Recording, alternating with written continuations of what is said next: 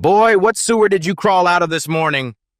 The words cut through the morning air at Riverside County Courthouse.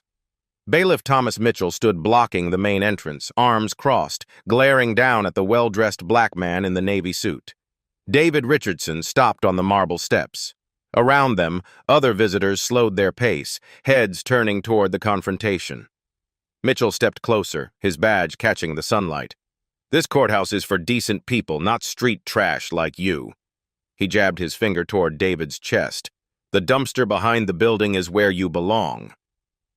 A small crowd gathered, phones sliding from pockets. Mitchell's partner Rodriguez shifted uncomfortably but remained silent. "Look at this fool," Mitchell announced to everyone watching. "Probably stole that suit from some charity bin." His voice dripped with satisfaction as murmurs rippled through the growing audience. David maintained perfect composure, hands at his sides. Have you ever witnessed the moment when pure evil was about to meet absolute justice? 6 months earlier, FBI Director Sarah Carter had placed a classified folder on Attorney General David Richardson's desk. The label read, "Civil Rights Violations, Riverside County." 47 complaints in 6 months, Carter had explained, her voice tight with concern. All from the same courthouse, all involving the same pattern. David had flipped through the reports. Each page told the same story. Black citizens illegally searched, Hispanic families humiliated, Asian attorneys questioned about their credentials. The name Thomas Mitchell appeared on every incident report. Now, standing on those courthouse steps with Mitchell's words echoing around him, David felt the weight of every complaint. This wasn't just about one racist officer. This was about a system that had protected him for 20 years. The morning sun climbed higher as David absorbed Mitchell's insults. His mind cataloged every word, every gesture, every violation of constitutional rights happening in real time. Hidden across the street, FBI surveillance equipment captured every second through telephoto lenses. David had built his career prosecuting civil rights cases. Harvard Law School, 15 years as a federal prosecutor, countless courtrooms where he'd fought for justice. But this morning, he was just another black man being told he didn't belong. The irony wasn't lost on him. In 3 hours, he was scheduled to meet Judge Patricia Williams inside this very courthouse. They would discuss federal oversight, civil rights training, and constitutional protections.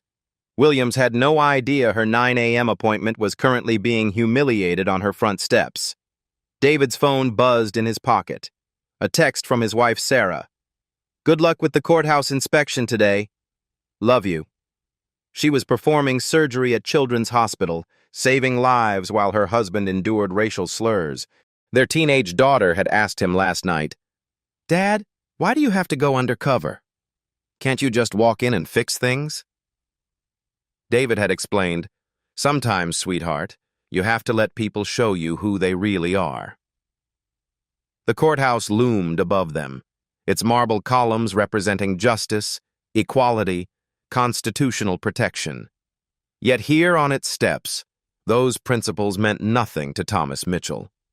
Rodriguez, Mitchell's partner, kept glancing around nervously. David noticed his discomfort. Good officers knew wrong when they saw it. The question was whether they had courage to act. David's briefcase contained classified Department of Justice documents, federal investigation files, constitutional law briefs, evidence that would soon become crucial to the case against Mitchell. But right now, those papers might as well have been grocery lists. The crowd continued growing. Office workers heading to court, attorneys arriving for hearings, families seeking justice, all witnessing a federal official being treated like a criminal based solely on skin color. David thought about the other victims. Maria Santos, the Hispanic attorney who'd filed 3 complaints about Mitchell's behavior. Dr. James Washington, who'd been illegally searched 6 times in 2 years. Dr. Keisha Johnson, whose medical credentials Mitchell had questioned simply because she was black. Each complaint had been dismissed. Isolated incidents.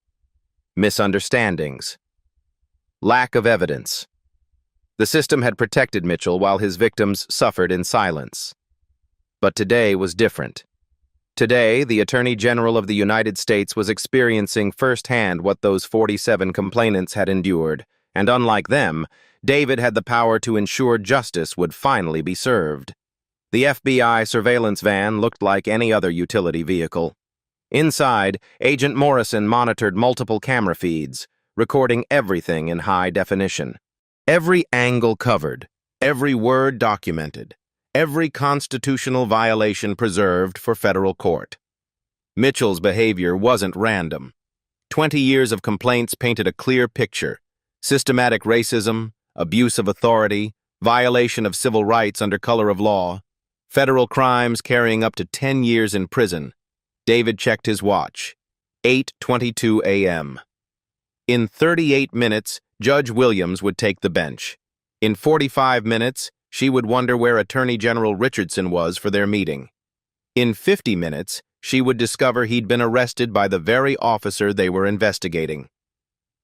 The morning breeze carried the scent of fresh coffee from a nearby cafe. Normal people started normal days, unaware they were witnessing history, unaware that this moment would trigger the largest civil rights investigation in courthouse history. David straightened his shoulders and looked directly at Mitchell. 20 years of federal prosecution had taught him patience. Sometimes justice requires enduring injustice first. Sometimes the most powerful thing you could do was absolutely nothing at all. Mitchell stepped closer, his boots scraping against the marble steps. The morning crowd thickened as more people stopped to watch the unfolding drama. "You deaf, boy!" Mitchell's voice boomed louder. "I said you don't belong here." He poked his finger toward David's chest, stopping just inches away. "What are you, some welfare case looking for free legal aid?" David remained motionless, hands clasped behind his back. "Officer, I have legitimate business in this courthouse." "Legitimate business?" Mitchell threw his head back and laughed, the sound echoing off the courthouse walls. "Listen to this clown. Probably here to contest a parking ticket and thinks he's some big-shot lawyer." The crowd murmured. Several people held up phones, recording everything. Mitchell seemed to feed off the attention, his chest puffing with pride. "Let me guess," Mitchell continued, circling David like a predator. "Child support hearing? Food stamp appeal? Or maybe you're here to see your dealer who got busted last night." Rodriguez shifted uncomfortably. "Tom, maybe we should just—" "Shut it, Rodriguez," Mitchell snapped, without taking his eyes off David. "I'm conducting official business here." David's jaw tightened slightly, but his voice remained calm. "I'm here for a scheduled appointment, officer." "Appointment?" Mitchell's laugh turned cruel. "Boy, the only appointment you got is with the county jail if you keep lying to me."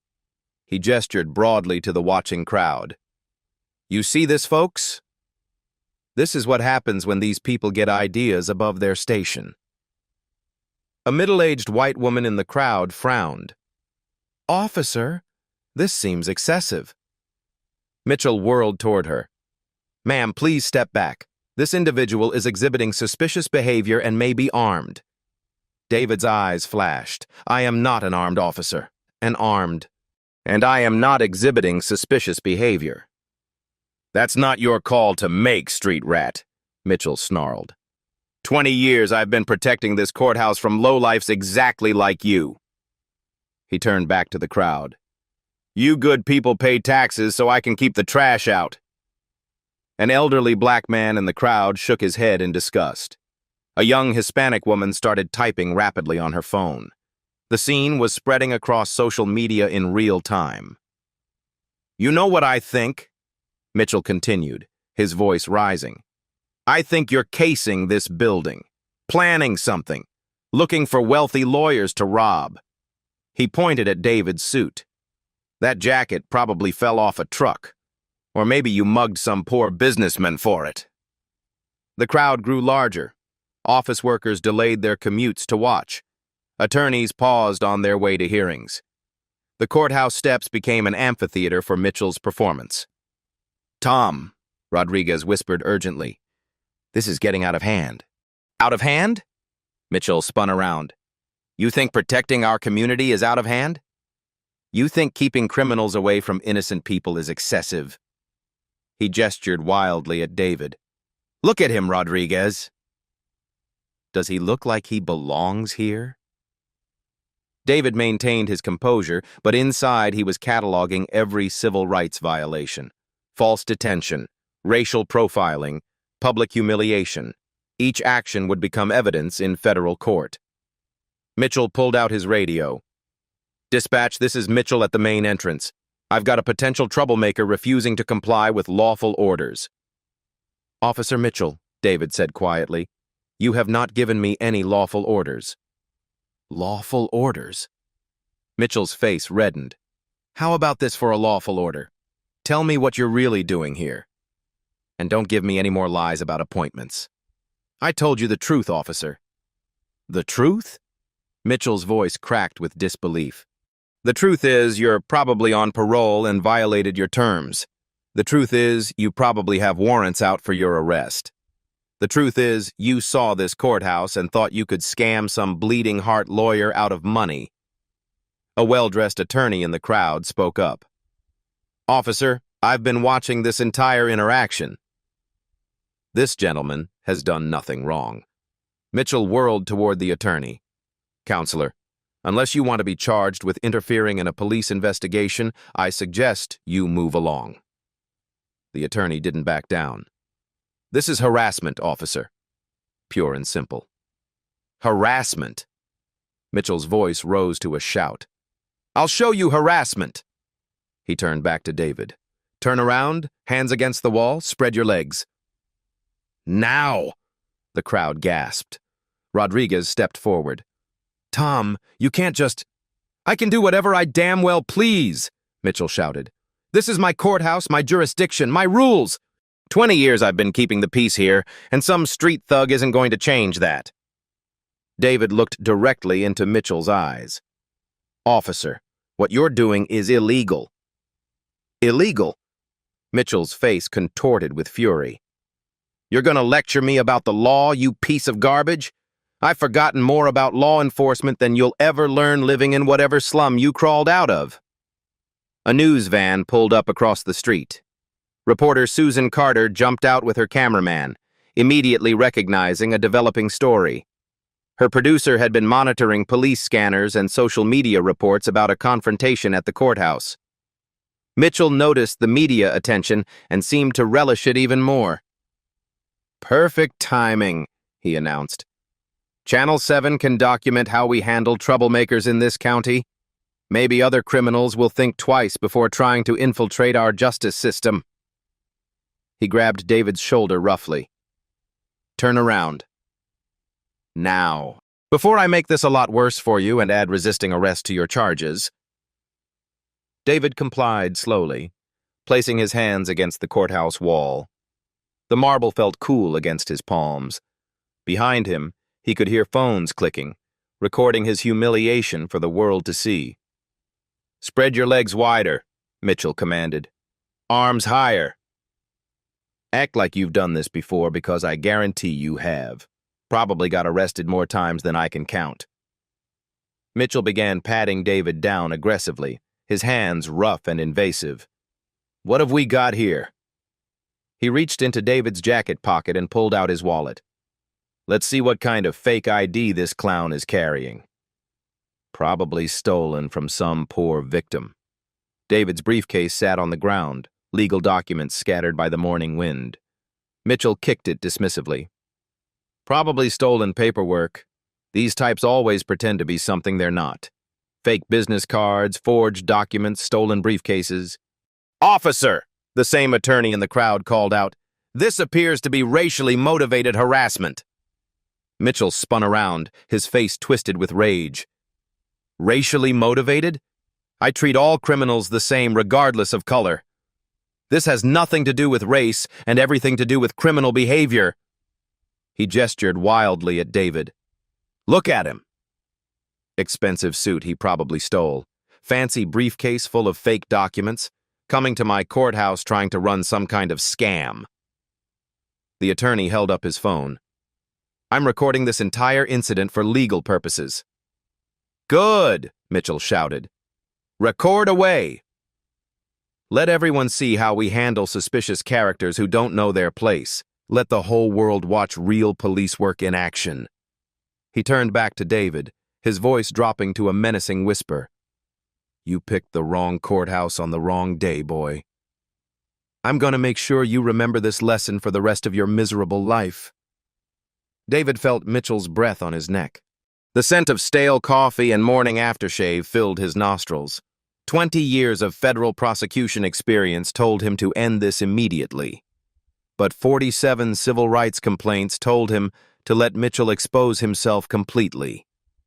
"Empty your pockets," Mitchell ordered. "All of them. Let's see what kind of contraband you're hiding. Drugs, stolen property, weapons." David began removing items slowly. Keys, phone, business cards.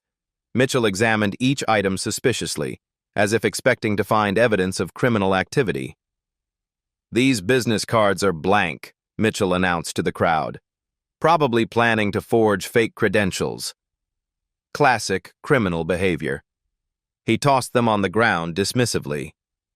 The Channel 7 cameraman zoomed in on David's face, capturing his remarkable composure under extreme provocation. Reporter Carter spoke quietly into her microphone, documenting every detail for the evening news. Mitchell pulled out his handcuffs, the metal jangling ominously in the morning air. "You know what? I think a few hours in a county lockup might teach you some respect for law enforcement and proper behavior." Rodriguez finally found his voice. "Tom, you can't arrest him. He hasn't committed any crime." "Crime?" Mitchell's eyes blazed with righteous indignation. "Failure to comply with lawful orders. Suspicious behavior. Disturbing the peace. Loitering with intent. And I don't like his attitude." He clicked the handcuffs open. "That's enough to hold him while we figure out what else he's guilty of." David turned around slowly, meeting Mitchell's gaze. "Officer Mitchell, I want you to understand something very clearly." "Oh, you want me to understand something?" Mitchell mocked. "The trash is going to educate me now? The criminal is going to teach the cop about law enforcement?" "What you're doing right now," David continued calmly, "will change your life forever." Mitchell stepped closer, his face inches from David's.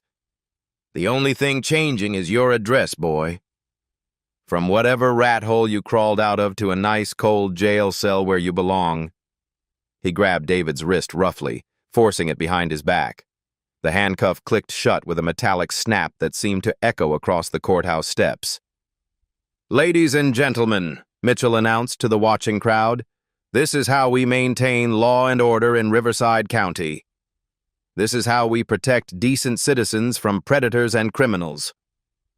David felt the cold metal against his wrists and thought about the 47 other victims who had experienced Mitchell's brand of justice. But unlike them, his ordeal was about to end in a way that would shock everyone watching. In 18 minutes, Judge Patricia Williams would discover that her 9 a.m. appointment with the Attorney General had been delayed by the most ironic arrest in courthouse history. With David's hands cuffed behind his back, Mitchell paraded him toward the courthouse entrance like a trophy. The crowd followed, phones held high, capturing every moment of the spectacle. "Move it along, criminal," Mitchell commanded, shoving David forward. "Time to process you properly and find out what you're really up to." David stumbled slightly but maintained his dignity. The handcuffs cut into his wrists as Mitchell gripped his arm with unnecessary force. "Look at this, folks," Mitchell announced to the growing audience. "This is what happens when criminals think they can waltz into our courthouse and cause trouble. We don't tolerate it here in Riverside County." Reporter Susan Carter pushed through the crowd, her cameraman filming everything. "Officer Mitchell, can you tell us what charges you're filing against this individual?" Mitchell puffed his chest with pride. "Multiple charges, ma'am. Suspicious behavior, failure to comply with lawful orders, disturbing the peace, and whatever else we discover during booking." "What suspicious behavior?" Carter pressed. He was clearly casing the building, Mitchell replied confidently. Probably planning to rob lawyers or steal court documents. These types always have some criminal scheme going. David said nothing, his face a mask of calm determination. But inside he was memorizing every word, every action, every federal crime being committed against him. As they approached the metal detectors, Mitchell's fellow officers looked confused. Bailiff Jackson approached cautiously. "Tom, what's going on here?" Jackson asked. "Caught another troublemaker trying to infiltrate the courthouse," Mitchell replied smugly. "Gonna teach him some respect for law and order." Jackson glanced at David, then at the crowd of people filming. "Maybe we should talk about this privately first." "Nothing to talk about," Mitchell snapped. "I caught him red-handed being suspicious. Case closed." They passed through the metal detectors, David's keys and phone placed in a plastic tray. Mitchell made a show of examining each item as if searching for evidence of criminal activity. "Expensive phone for someone living on welfare," Mitchell muttered loud enough for everyone to hear. "Probably stolen like everything else he owns." The courthouse lobby echoed with footsteps and whispered conversations. Other officers watched the procession with growing unease. Word was spreading quickly through the building that Mitchell had made another questionable arrest. "Where are we taking him, Tom?" Rodriguez asked nervously. "Holding cell first," Mitchell replied. "Then we'll run his prints, check for warrants, see what kind of criminal record this piece of trash is hiding." David's briefcase remained on the courthouse steps, its contents scattered by the wind. FBI surveillance documents, classified Department of Justice memos, federal court briefs, all blowing across the marble like worthless paper. "Sir?" A young court clerk approached Mitchell hesitantly. "There's been some confusion about Judge Williams's 9 a.m. appointment." "What kind of confusion?" Mitchell asked, not breaking stride. "Well, she's expecting someone from the Department of Justice, but we can't locate them anywhere in the building." Mitchell laughed harshly. "Department of Justice? Probably some low-level clerk coming to rubber stamp whatever liberal agenda they're pushing this week." The clerk looked uncomfortable. "Actually, sir, it's supposed to be someone very high-ranking." The Attorney General himself. "Attorney General?" Mitchell scoffed. "Yeah, right. Like the Attorney General would waste his time in some podunk courthouse like this. Probably just some assistant pretending to be important." David's jaw tightened almost imperceptibly. The irony was becoming almost unbearable. They continued down the hallway toward the holding cells. Other officers stepped aside, some shaking their heads at Mitchell's behavior, but none spoke up to stop what was clearly an illegal arrest. "You know what I think?" Mitchell continued his running commentary. "I think this whole appointment story was just his cover. He was probably planning to steal something or cause trouble, and when I caught him, he made up some lie about having business here." Rodriguez tried one more time. "Tom, maybe we should double-check his story before we—" "Double-check what?" Mitchell interrupted. "Look at him, Rodriguez. Does he look like someone who belongs in a courthouse? Does he look like someone who has legitimate business here?" The racist implications hung in the air like a toxic cloud. Several courthouse employees exchanged uncomfortable glances but remained silent.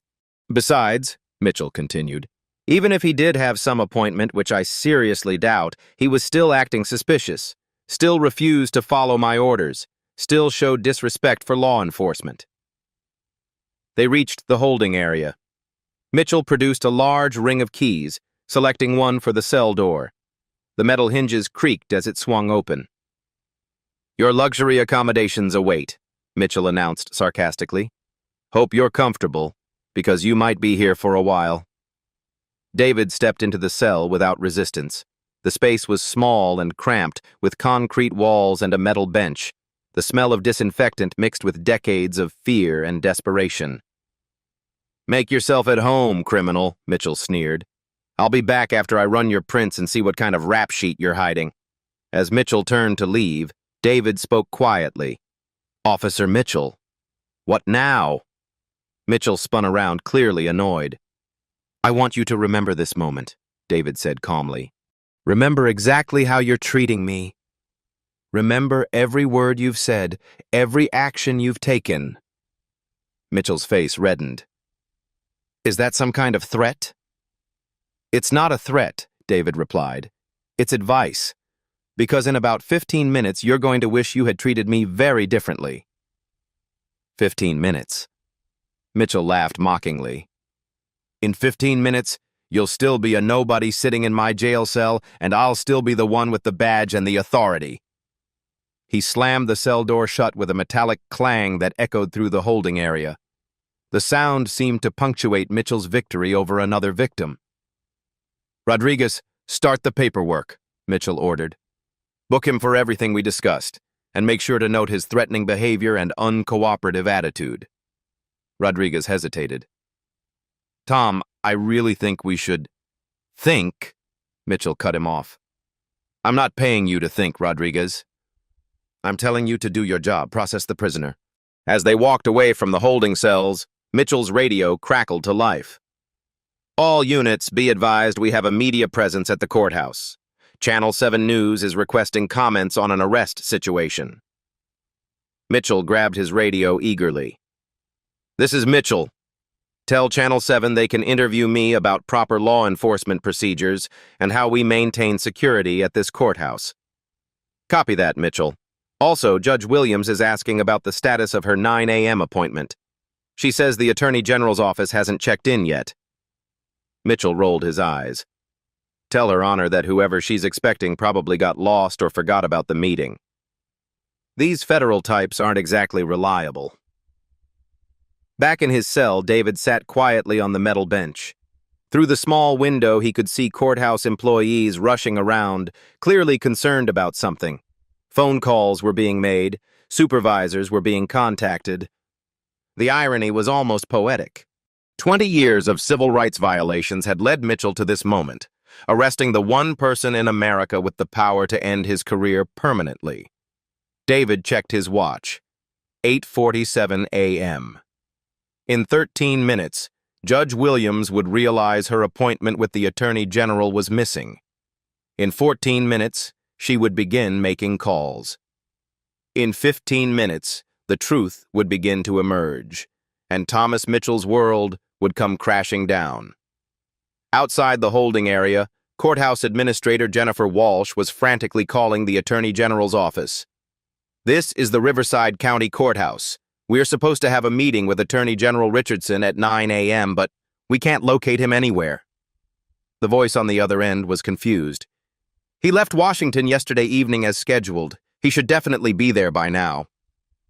Walsh felt a growing sense of dread. We've searched the entire building. The only unusual thing this morning was some kind of arrest situation at the front entrance, but that was just... She stopped mid-sentence as the pieces began falling into place. Ma'am, the voice on the phone prompted. Are you still there? Walsh's hands began trembling as she whispered, Oh my God. What has Mitchell done? The clock on the courthouse wall showed 8:52 a.m.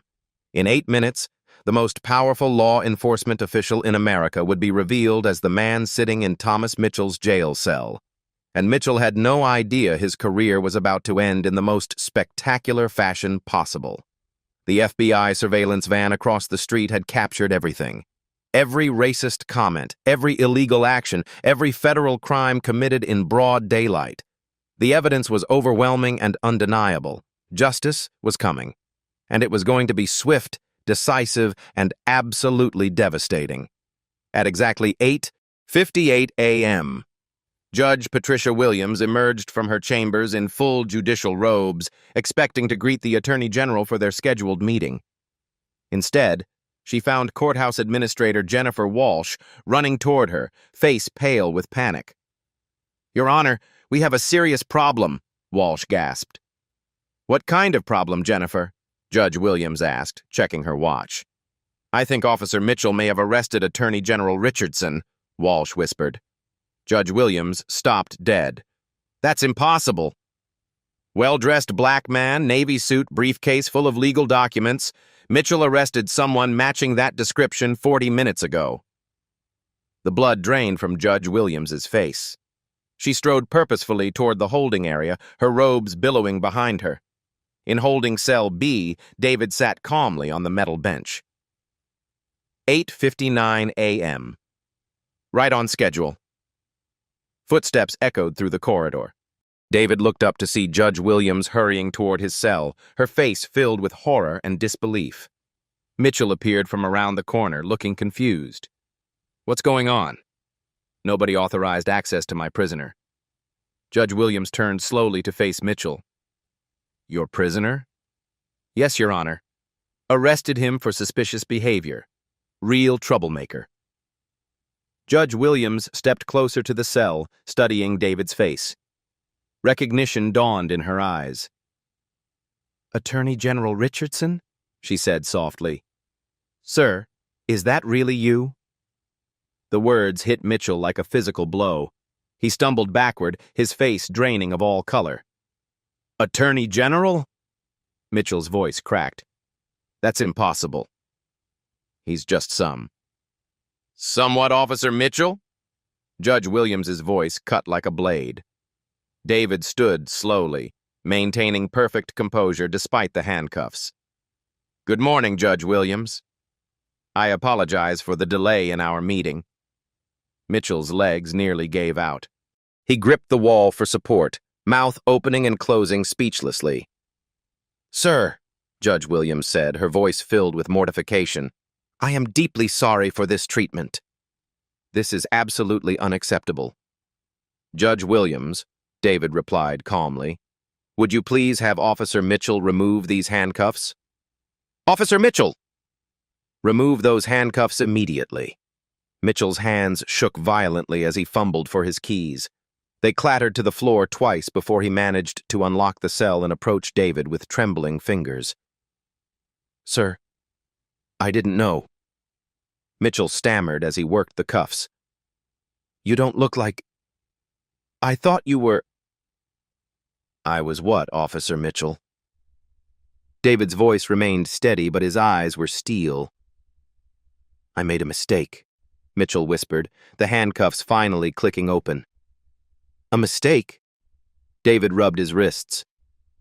"You called me street trash and garbage. You said I crawled out of a sewer. Was that also a mistake?" Mitchell backed away as if David might strike him. "Sir, please, I have a family. 20 years of service. I didn't mean..." "You didn't mean what, exactly?" David stepped out of the cell, his presence filling the corridor. "You didn't mean to violate my civil rights? You didn't mean to illegally arrest the Attorney General of the United States?" Judge Williams watched in stunned silence as the magnitude became clear. The nation's top law enforcement official had been racially profiled and arrested.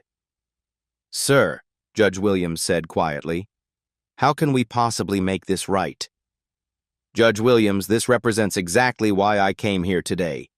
David's voice carried federal authority. "We've received 47 civil rights complaints about this courthouse. Today, I experienced what those complainants endured." Mitchell's face went gray. 47 complaints? You were investigating us?" "I was letting you reveal yourself completely, Officer Mitchell." David turned to Judge Williams. "I need all security footage preserved immediately." "Already being done, sir," Judge Williams replied. Mitchell realized the scope of his situation. The cameras recorded everything? "Every word, every action, every federal crime you committed," David confirmed. Rodriguez appeared, drawn by the commotion. When he saw David free and Mitchell cowering, he understood immediately. "Oh, God, Tom," Rodriguez whispered. "What have you done?" Judge Williams spoke into a radio. "I need Chief Morrison and FBI Agent Morrison here immediately. The Attorney General requires assistance." Mitchell collapsed against the wall, sliding down to sit on the floor. "FBI? Federal charges? My pension." "Officer Mitchell," David said, looking down at the broken man, "you should have thought about your family before treating me like an animal based on my skin color." Footsteps approached. Chief Morrison rounded the corner, took one look, and immediately understood his department faced its biggest crisis ever. "Attorney General Richardson," Chief Morrison said, his voice thick with dread. "Sir, I apologize for this unconscionable treatment." "Chief Morrison, your apology is noted. But apologies won't fix a system that allowed this for 20 years. Mitchell looked up, tears streaming. 20 years? 20 years of complaints, Officer Mitchell. 20 years of victims. 20 years of the exact behavior you demonstrated today. David's voice was implacable. And now, 20 years of consequences. Sirens wailed as FBI vehicles approached the courthouse. Mitchell's reign was ending, and federal justice was beginning. The most ironic arrest in American history had become the most devastating reversal of fortune imaginable. FBI agent Sarah Morrison burst through the courthouse doors, her team behind her in tactical gear. The surveillance van had captured everything, and now federal law enforcement was taking control. "Attorney General Richardson," Agent Morrison called out as she approached. "Sir, are you injured? Do you require medical attention?" David straightened his suit jacket, his composure unshaken despite the ordeal. "I'm fine, Agent Morrison. But I need Officer Mitchell placed under federal arrest immediately." Mitchell scrambled to his feet from where he'd been sitting against the wall. "Federal arrest? Please, sir, I made a mistake. I'm sorry." Agent Morrison turned toward Mitchell, her expression cold and professional. "Thomas Mitchell, by authority of the Federal Bureau of Investigation, you are under arrest for violation of civil rights under color of authority." "No, no, no," Mitchell pleaded, backing away. "This is all a misunderstanding." "I didn't know who he was." "The fact that you didn't know his identity makes it worse, not better," Agent Morrison replied, producing federal handcuffs. "You violated his rights because of his race." Chief Morrison stepped forward, his face ashen. "Agent Morrison, will cooperate fully with your investigation. Officer Mitchell is suspended without pay effective immediately." "That's not enough," David interjected. "Chief Morrison, how many other complaints has your department received about Officer Mitchell?" Chief Morrison's shoulders sagged. "Sir, I'll need to review our files, but there have been incidents over the years." "Incidents?" David's voice sharpened. "Agent Morrison, what did your preliminary investigation reveal?" Agent Morrison consulted her tablet. 17 formal complaints filed against Officer Mitchell in the past 5 years alone, all dismissed or downplayed by internal affairs. The hallway fell silent except for Mitchell's labored breathing. 17 complaints meant 17 victims whose civil rights had been violated while the system protected their abuser. 17 people, David said quietly, experienced what I just experienced. But unlike me, they had no power to fight back. Mitchell tried one more desperate plea. "Sir, I have a wife. 2 kids in college. Please, I'll do anything to make this right." David looked at Mitchell with no trace of sympathy. "Officer Mitchell, where was your concern for families when you were humiliating fathers in front of their children? Where was your compassion when you were terrorizing mothers trying to access justice?" Judge Williams approached cautiously. "Attorney General Richardson, what can this courthouse do to ensure this never happens again?" "Judge Williams, this goes beyond one courthouse. Agent Morrison, I want a full federal investigation of this entire county's law enforcement practices." "Already initiated, sir," Agent Morrison confirmed. "We'll be interviewing every complainant and reviewing 20 years of incident reports." Rodriguez stepped forward nervously. "Sir, I need to confess something. I witnessed Officer Mitchell's behavior many times and never reported it. I was wrong to stay silent." David studied Rodriguez carefully. "Officer Rodriguez, your silence enabled these violations. But your willingness to speak up now shows you understand the gravity of the situation." "What happened to him?" Rodriguez asked, nodding toward Mitchell. "Officer Mitchell faces federal charges carrying up to 10 years in prison," Agent Morrison explained. "Civil rights violations under color of law are serious federal crimes." Mitchell's knees buckled. 10 years? Federal prison. My life is over. Your life isn't over, David corrected. But your career in law enforcement is finished forever. You'll never wear a badge again. Chief Morrison cleared his throat. Sir, what reforms do you recommend for our department?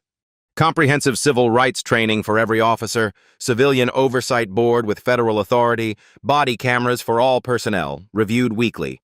David's tone brooked no argument. And zero tolerance for discriminatory behavior. News reporter Susan Carter appeared with her cameraman, having been escorted inside by FBI agents. Attorney General Richardson, can you comment on what happened here today? David turned toward the camera, his bearing dignified despite his disheveled appearance. What happened here today illustrates exactly why the Department of Justice takes civil rights violations seriously. No American should face what I experienced based on their race. Will there be federal charges? Carter asked. Officer Mitchell will face the full force of federal law. This behavior violated not just my rights, but the constitutional rights of every American.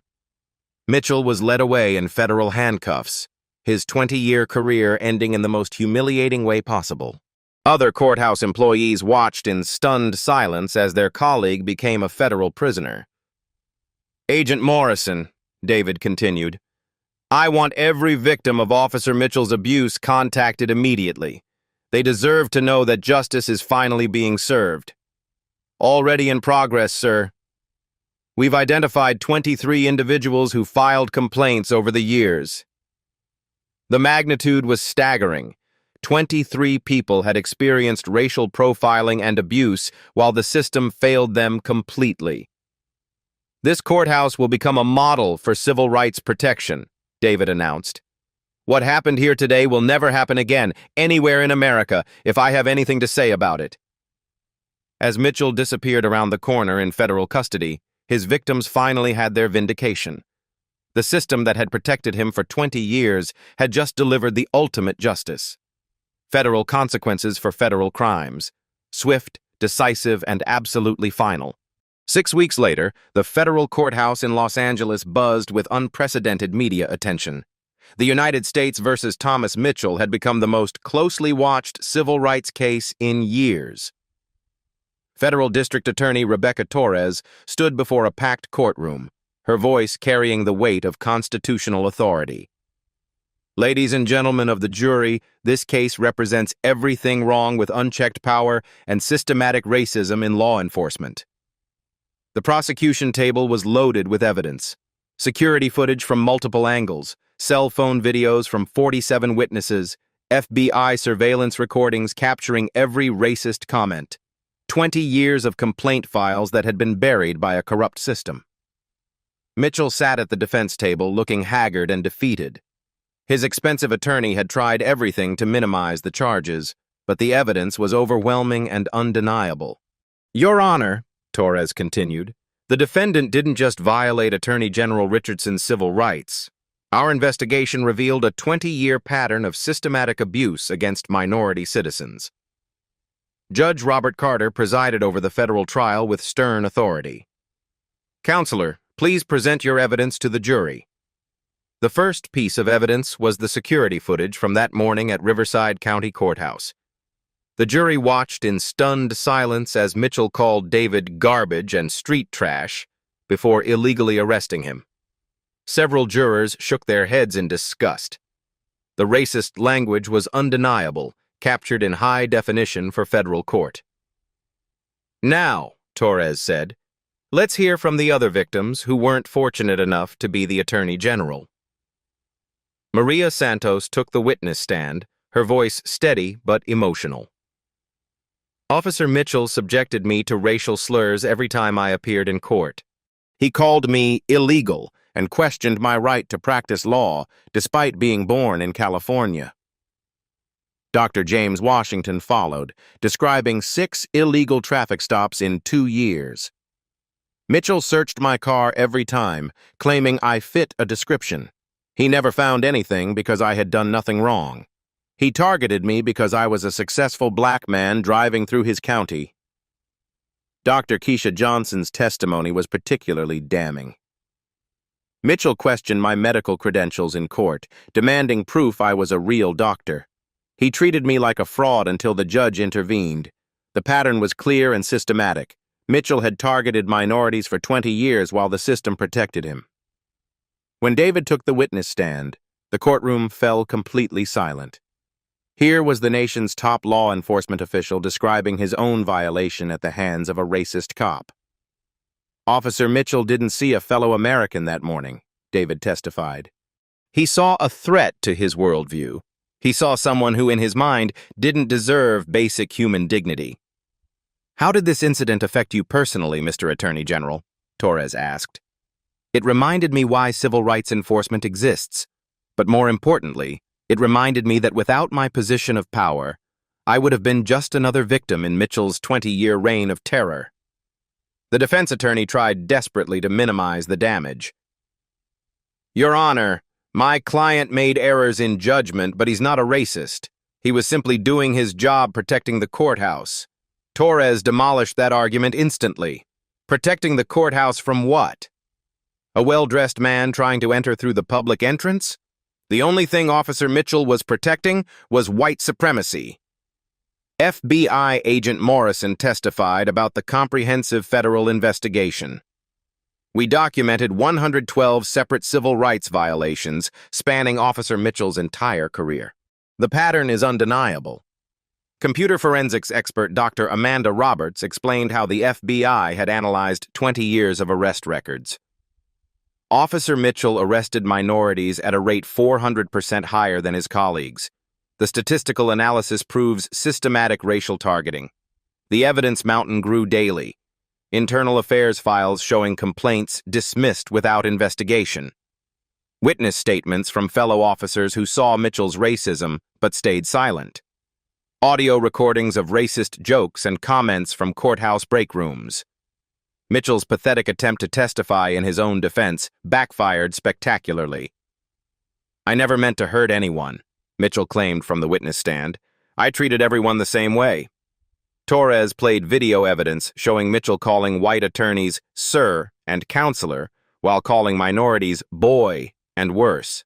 Officer Mitchell, was Attorney General Richardson acting suspiciously when he walked up courthouse steps in a business suit? Well, he looked out of place. Out of place? How exactly? Mitchell's racist assumptions were exposed with surgical precision. Every answer revealed deeper prejudice. Every explanation made him look worse. "Did you call white visitors garbage and street trash?" "No, but..." "Did you force white attorneys to spread their legs for public searches?" "That's different." "Different how?" Mitchell had no answer. His racism was laid bare for the federal jury to see. The jury deliberated for less than 3 hours. When they returned, the foreman's voice was firm and clear. "On the federal charge of conspiracy to violate civil rights under color of authority, we find the defendant guilty. On the federal charge of deprivation of rights under color of law, guilty. On all 12 federal counts, guilty." Mitchell collapsed in his chair as the guilty verdicts continued.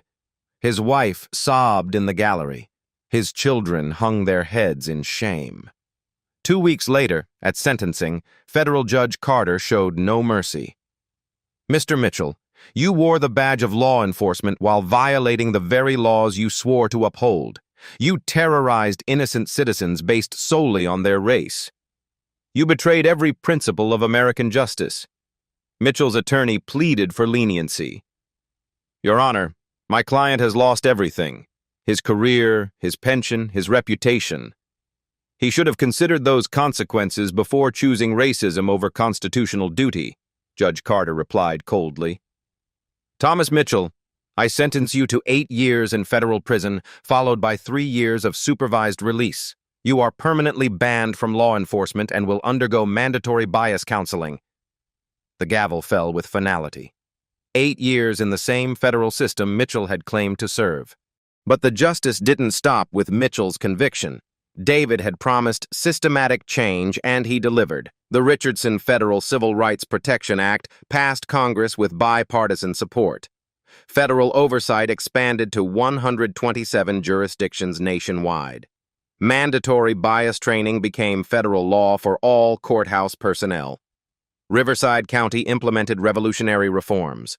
Civilian oversight boards with federal authority. Body cameras reviewed by federal monitors. Zero-tolerance policies with automatic federal prosecution for civil rights violations. Chief Morrison was forced into early retirement. Rodriguez became head of the new Civil Rights Compliance Division, working to undo 20 years of institutional racism. The 47 complainants who had been ignored for years finally received justice. Federal settlements totaling $12.3 million were distributed to Mitchell's victims. Maria Santos established a federal civil rights advocacy center. Dr. Washington created a foundation supporting minorities in the legal system. Dr. Johnson testified before Congress about systematic discrimination in professional settings. David donated his entire $4.7 million settlement to organizations fighting racial injustice. Money cannot undo the damage, he announced at a federal press conference, but it can prevent future victims. The case became a landmark in federal civil rights law. Law schools taught it as the definitive example of how systematic racism operates and how federal justice responds. Mitchell's mugshot became a symbol of accountability. His federal conviction sent a clear message: violate civil rights, face federal consequences. One morning's racism had triggered a nationwide movement for constitutional justice. Federal law enforcement finally had the tools and authority to protect every American's civil rights. The message was clear and unequivocal. In America, constitutional rights are not negotiable. 1 year later, David Richardson stood in his Justice Department office, morning sunlight streaming through windows that overlooked the Constitution Avenue. The document that founded America's principles of equality sat framed on his wall, a daily reminder of the work still ahead. People often asked if he regretted not revealing his identity immediately that morning at Riverside County Courthouse. The question always made him pause, remembering Mitchell's sneer and the cold metal of handcuffs against his wrists. The truth is, David reflected, by staying silent, I allowed Mitchell to expose 20 years of constitutional violations completely. Sometimes federal justice requires patience. Sometimes it requires letting evil fully reveal itself before the light of accountability can shine. The courthouse where it all began had transformed beyond recognition. Gone were the days of racial profiling and systematic abuse. New signs welcomed all visitors with dignity. Officer Rodriguez now led constitutional training programs, teaching young officers that their job wasn't just security. It was protecting every American's civil rights. Attorney General Richardson taught us that silence enables constitutional oppression, Rodriguez often told new recruits. We're not just courthouse security. We're guardians of constitutional justice for every person who walks through these doors. The ripple effects had spread nationwide like waves from a stone dropped in still water. The Richardson Federal Civil Rights Protection Act now protected Americans in all 50 states. 45,000 law enforcement officers had received mandatory constitutional training. Federal oversight boards operated in 156 jurisdictions coast to coast. One incident had become a catalyst for constitutional reform on an unprecedented scale. The victims who had suffered in silence for decades finally found their voices. Maria Santos now led the Federal Courthouse Reform Initiative, ensuring no attorney would face discrimination again. Dr. James Washington's foundation had helped over 300 minority professionals navigate legal challenges. Dr. Keisha Johnson regularly testified before Congress about professional discrimination. They had transformed from victims into voices for constitutional change. Thomas Mitchell served his federal sentence at the same institution where many of his victims' family members had been imprisoned. The irony wasn't lost on anyone. Prison counselors reported he was slowly beginning to understand the constitutional damage his racism had caused. Do you understand how your actions violated federal civil rights? His counselor asked during weekly sessions. I'm beginning to understand constitutional equality, Mitchell replied quietly. For the first time in my life, I'm experiencing what it feels like to be powerless, to be judged by others who see me as less than human. It was a start, though small and late. David's constitutional philosophy had evolved through that experience. Standing in federal courtrooms now, he always remembered that moment when his own dignity was stripped away by systematic racism. This federal court recognizes the constitutional dignity of every American citizen, he would tell packed courtrooms. Federal justice isn't about federal power. It's about constitutional equality under law. When we violate anyone's constitutional rights, we diminish our entire federal democracy. The message resonated across America. Constitutional rights weren't abstract concepts. They were lived experiences that shaped every citizen's relationship with their government. Today, David wanted to speak directly to every American watching, because the fight for constitutional justice required everyone's participation. Constitutional racism thrives in federal silence, he said, looking directly into the camera lens. It dies in federal accountability. Every time you witness constitutional violations and stay silent, you betray federal principles that our founders died to establish. Every time you speak up for constitutional justice, you become a federal constitutional guardian.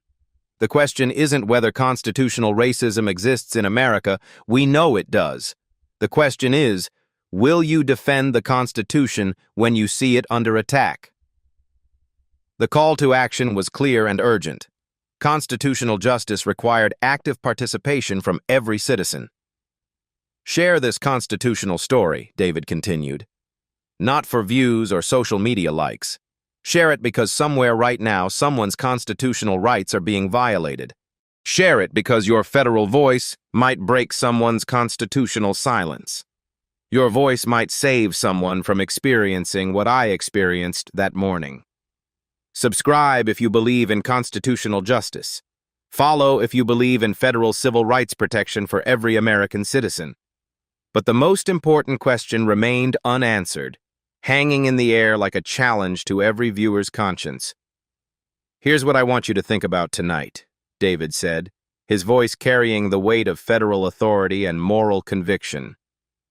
How many Thomas Mitchells are violating constitutional rights at this very moment? How many Americans are being judged by their skin color instead of their constitutional character? And most importantly, what will you do to defend the Constitution? The screen faded to black with white text appearing. Will you defend constitutional rights? Below that, engagement prompts encouraged action. Comment. Have you witnessed constitutional discrimination? What did you do? Like if you believe in federal constitutional protection.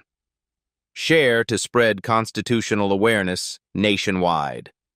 A final message appeared. Your engagement helps this constitutional message reach Americans who need to hear it most. David's voice returned for one final constitutional challenge. Remember, constitutional justice delayed is not constitutional justice denied. Sometimes the greatest constitutional victories require federal patience. Today's constitutional humiliation can become tomorrow's federal transformation. If one man's constitutional racism can create federal change across America, imagine what your constitutional voice can accomplish in your community. The Constitution belonged to every American. Federal civil rights were not negotiable, and the fight for constitutional justice continued, one voice at a time. At Black Voices Uncut, we don't polish away the pain or water down the message. We tell it like it is because the truth deserves nothing less. If today's story spoke to you, click like, join the conversation in the comments, and subscribe so you'll be here for the next Uncut Voice.